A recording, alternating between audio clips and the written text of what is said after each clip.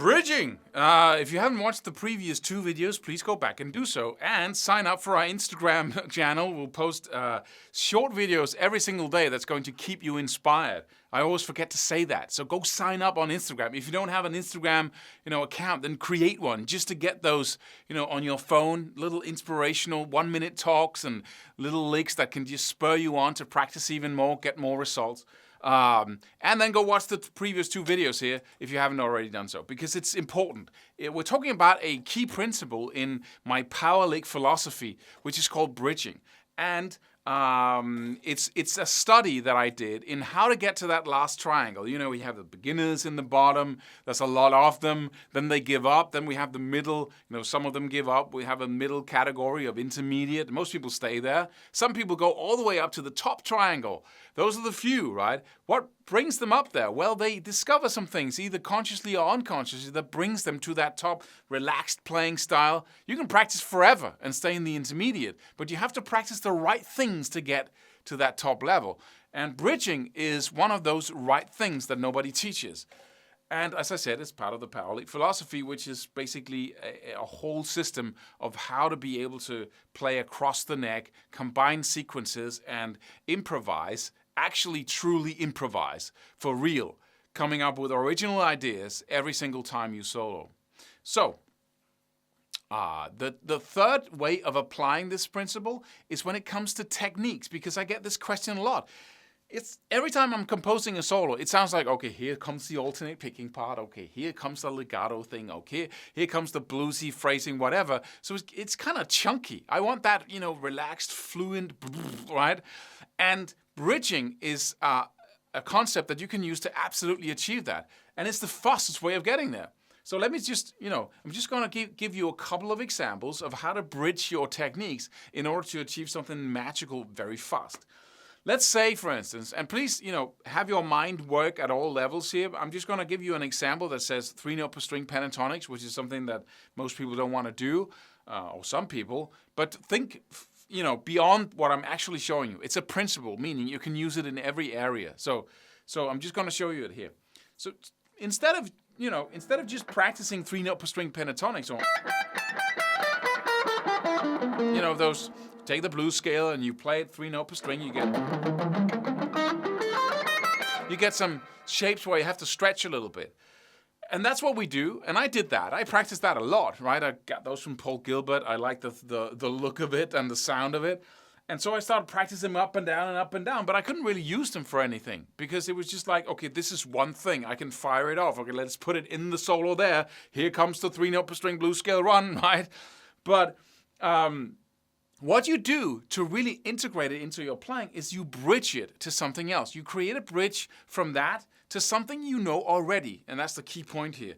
You take something you know already, and then the new thing, you add it to that thing, which makes you able to go from what you know very well into that new thing instantly.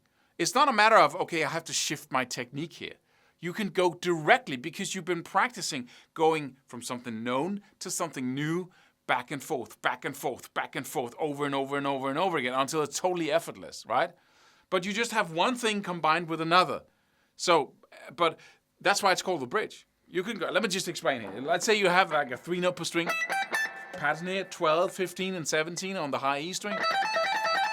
And that's the technique, a left-hand technique to be able to hit those notes, right? And instead of practicing it just like that, right? Now I'm going to practice my 3-note per string blues scale shapes. You practice it with something you know. So I'm just going to practice it with the normal E minor scale, which is 12, 14, and 15. And I'm going to go back and forth between the two. In the beginning, I'm going to play a couple of these. So I get into it. Like 4 times, for instance. And then I'm going to go for my 12, 14, and 15, right? My normal way of moving my fingers.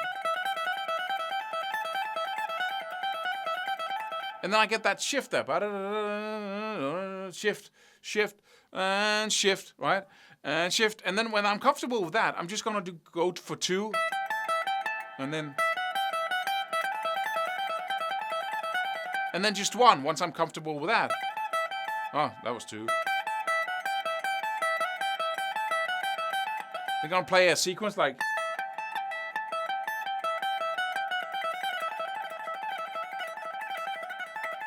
See what happens here? I'm actually making it super easy to go from my normal way of playing to my new way of 3-note per strings. So I'm raising the likelihood that I'm actually going to use my new skills intuitively, spontaneously when I play by 1,000%. Because once I'm in here, you know.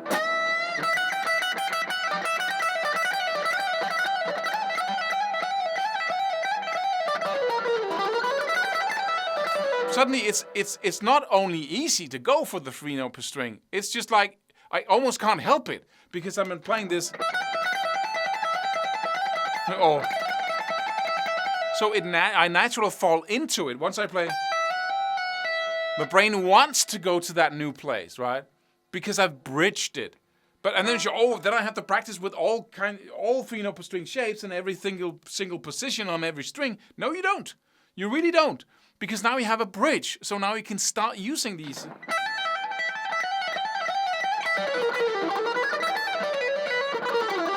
It's down here too, the same freaking combination.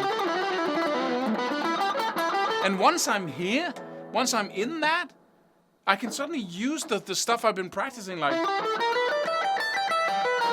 Because now I'm in that gear of holding my hands like this, and now I'm in that new realm that before I had to amp up. Okay, here comes the 3-note per string pentatonic stuff, right? Now it's like I just flow into it from that little bridge of going from this way of holding. And so everywhere in the scale where I have that combination, it's easy to go into 3-note per string. I hope that makes sense. So, and you can do that everywhere. Like say, okay, I want to be able to combine alternate picking with legato or hammer-ons and pull-offs. I don't want to have to go from one to the other and say, practice.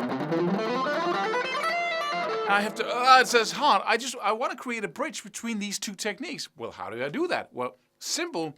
Just come up with one thing and preferably something very easy because you're not going to play it a lot. You're just going to play it for one split second.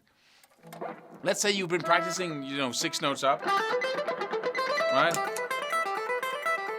And you wanna be able to go from it's just 6 notes up in different positions, and you want to be able to go to a legato sequence of any kind. Then what you simply do is you practice going. That's alternate picking, and then you could say. Let me just 6 notes up, 9, 10, 12 on both the D string and the G string. And the legato thing I'm combining it with is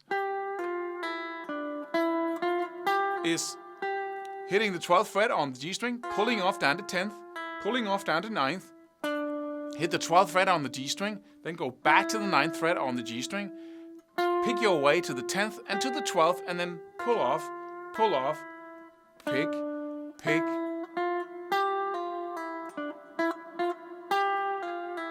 Right? So now I have, and I'm not going to be concerned with the number of notes. I just want to create that bridge.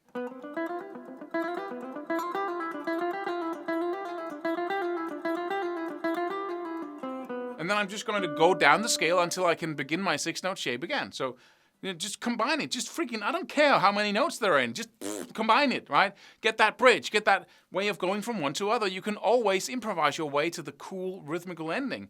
And the more chaos you have in your number of notes when you practice these, the more interesting it's going to sound. That's actually a weird effect. But instead of always having. It's always rhythmically correct. You have 5 notes and 7 notes in your sequences, and you combine them so you get 11 and 13, and it fits like ugh. But when you play, it's like.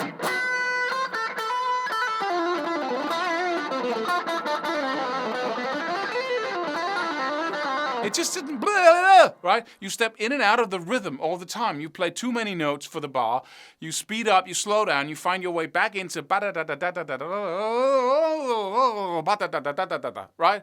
And that's such a, that was just a path, Don't have to talk about that now.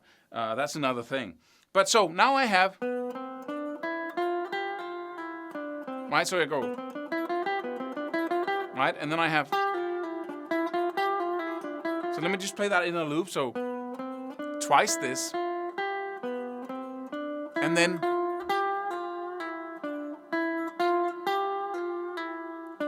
just walk down to the first note so I can repeat my 6-note pattern.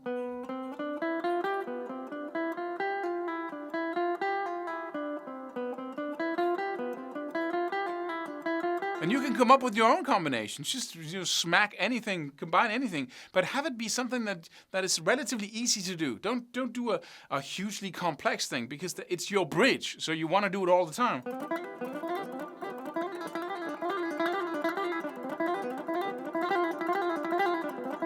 Right? And suddenly you can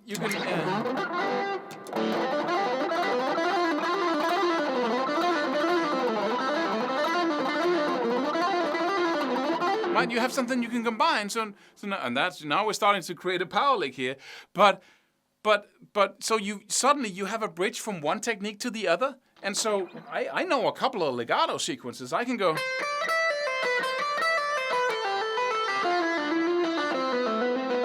I've been practicing that as well. So now I can go. Right? And if I can go from that legato sequence into my bridge, like into the bridge again, then I can play alternate picking, legato, bridge, and then into a legato sequence, and then into my alternate picking sequence, and back and forth like that. Freedom!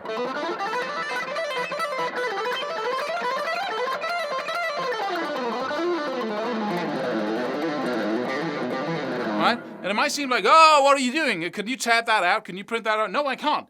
Because you have to learn to do that. Instead of, just playing the finished results, you have to learn to do that intuitively, right on, to take it any way you want on the neck, right? It's not something...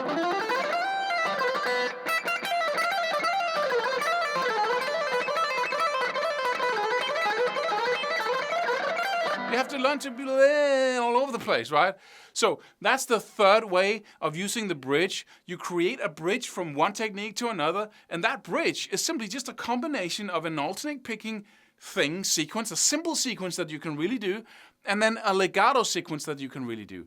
And then you start moving in and out of that legato sequence into different legato sequences or licks, right? Or you might start, going from that, that's the whole concept. And you can, of course, do that with sweep picking, with anything, right? So if I want to, I'm just one last example, so you get it, right? So if I want to be able to go from sweep picking to another, I used to practice like, that simple and very useful A minor triad. You go 12, 15 on the A string, 2 notes there, and then 14 on the D and G, 13 on the B, 12 on the high E, and then 17th on the high E. So you have 2 notes on the high string and on the low string, and then 1 in between. And you play that with sweep picking. And I can use the bridge that I talked about from a previous video where I go... Right, so I go... And now I'm both in legato from sweep picking, so I just bridged my technique there. And I also bridge into something I can end, so I can go.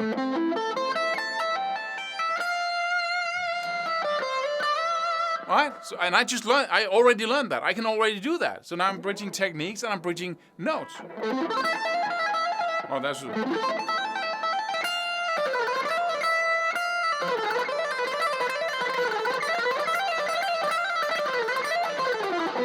Right?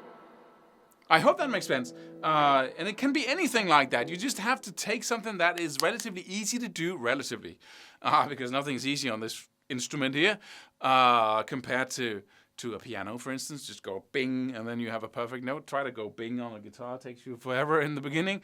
But just pick something that's relatively easy for you, that you can go back and forth between, and then expand from that point. So you have your bridge in the middle, expand, combine it. Think like that all the time, with techniques, with notes, with soloing. Watch your bridge all the time, because that will absolutely, it's such a huge shortcut to getting there faster. We have a new program out on CEQUENTIA.com, which is classical sequences that fit together. Just shut me off now, because now I'm going into the sales blurb here. But it's a power lick, or it's actually multiple power licks. And a power lick is basically sequences that fit together, that are generic, that you can combine like pieces of a puzzle. And then you can go back and forth between them as you move them around the fretboard, which gives you the ability to improvise real time and create, blazingly fast runs, improvised on the spot. That's what we all want to do, right? And we want to have the ability to play something really original. And so it's kind of an alternative to the lick approach, right? Learn a lot of licks and then combine them and change them, and that's going to bring you to your unique playing style. I don't think so. Not so much. Not with me anyway. So this sequence approach is really what I recommend very warmly. So go check that out, and then watch these videos again over and over until you really get it. And don't forget it. Write it on your desktop background, put some papers on the wall so you don't forget to bridge, to think in these 3 different ways, because it will really, once you really focus on it and focus on it again and again and again and do the exercises we've been talking about, invent your own little bridges, I'm promising you it's going to mean a huge difference to your playing in all these 3 different areas.